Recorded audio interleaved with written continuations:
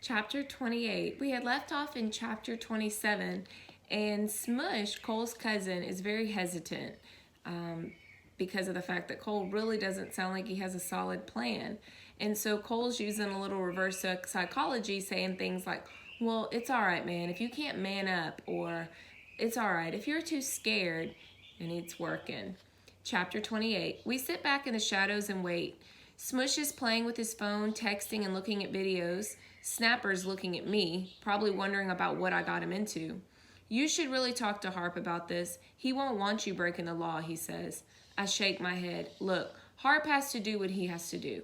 He already got Lightning living in his house, and that's all he got to worry about. They gonna sell off old Boo for dog food, I know it. Snapper makes a face. Dogs eat horses? Man, that's messed up. Smush looks up from his phone. Wait a sec. How come the city rescues these horses only to destroy them? That don't make no sense. I shrug. All I know is these ain't prize horses or nothing. They has-beens. You think the police want seconds from people like us? Smush nods. You got a point. He glances down at his phone screen and gets a weird look on his face. He brings it up to his face and watches more closely. Oh, dang, check it out. We on the news. He holds up his phone and shows me a video. I see the inspection dudes going through the Ritz-Carlton, examining horses, talking about the bad conditions they lived in, and how the stables was illegal and all. They show everything, the hole in the roof, all the mud and muck, that big pile of crap, but worst of all, the dead horse. Seeing it this way, it looks bad. Suddenly, I can see how someone watching this would think the cops is the good guys and we the bad guys. Like everyone who live around here must be too poor or too stupid to take care of their pets. They'll wonder what we think in keeping horses in the middle of a war zone in the worst neighborhood in Philly. That's how it looks to me, and I know better. Smush stares at the video. You can't believe nothing you see on the news. No one has the right to do what they're doing to Uncle Harp and these horses.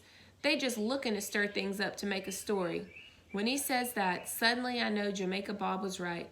The city wants that land and will do anything to get it. They must have planned to raid the stable after that storm. No one would make us look bad, I say. And maybe they let that crap pile up just for something like this, so they could get it on video. Smush nods. Makes sense now. I mean, how else would the news even get this video unless the city gave it to them? Dang, that's like a conspiracy. Yeah, conspiracy. That's what it is, says Smush, shaking his head. Man, we in it now. Snapper interrupts. Look, they on the move, he says, pointing at a few guys taking the horses into the stone building on the far side of the corral. I see one of them leading Boo inside. Dang, now what are we going to do? We got to break in there too.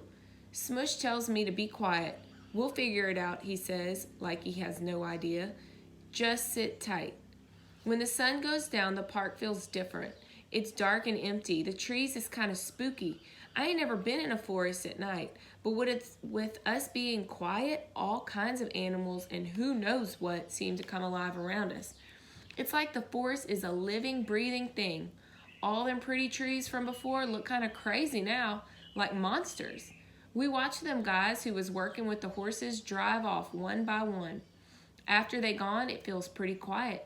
Just a light on in one of the upstairs windows in the stone building. Should we go in now? Snapper asked. Smush is listening. We should wait a little longer to make sure. But I can't wait. I keep thinking about Boo becoming dog food. Nah, they all left. I start climbing the fence. We gotta go in now. Smush and Snapper look at each other and shrug. They follow. We get into the main corral and then run to the shadows of the stone building. The whole place seems empty. We better make sure that main gate opens. Otherwise, we'll just be trapped in this yard once we get the horses out the building, Smush says. Snapper takes out a pair of bolt cutters. I'm on it. He sees me staring. What? You never know when you'll need these bad boys. He runs over and starts fiddling with the gate. We sneak into the edge of the building and try an old wood door. It opens. Inside, there's a long line of stalls on both sides, and I can hear horses moving about. I don't see no guards or no cameras looking over the room, so we sneak in like a couple of ninjas, peeking in each stall for any of Harper's horses. The horses watch us closely, but they don't do nothing. Some is even sleeping, standing up. I go down the whole row and don't see nobody I know, especially not Boo. Maybe they already took him away when we wasn't looking, I say, starting to panic. Then I hear Boo give a little hoarse neigh. I'm no expert, but I come to know Boo's sounds. I run over to another wood door on the far end of the room and slide it open. It's dark inside, but there, behind a chain link fence, is Boo, his eyes all big and watery. It ain't nice at all, not like the other horses have. Boo's standing there, his face pressed against the fence, looking all sad. The other 8 horses is in there too. "We're gonna get you guys out of here, Boo," I whisper to him. There's a big old padlock on the fence, but when Snapper takes a look, he has that thing off in 2 seconds flat. I'm about to open it when Smush stops me. "Now, you sure about this? So far, we ain't done nothing illegal, but you take them horses and that's stealing." I already thought this through.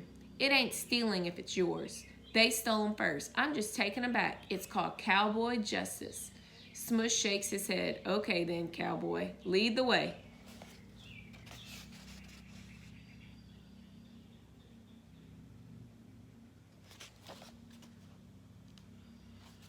And that's where it stops. I'll pick back up with chapter 29 today.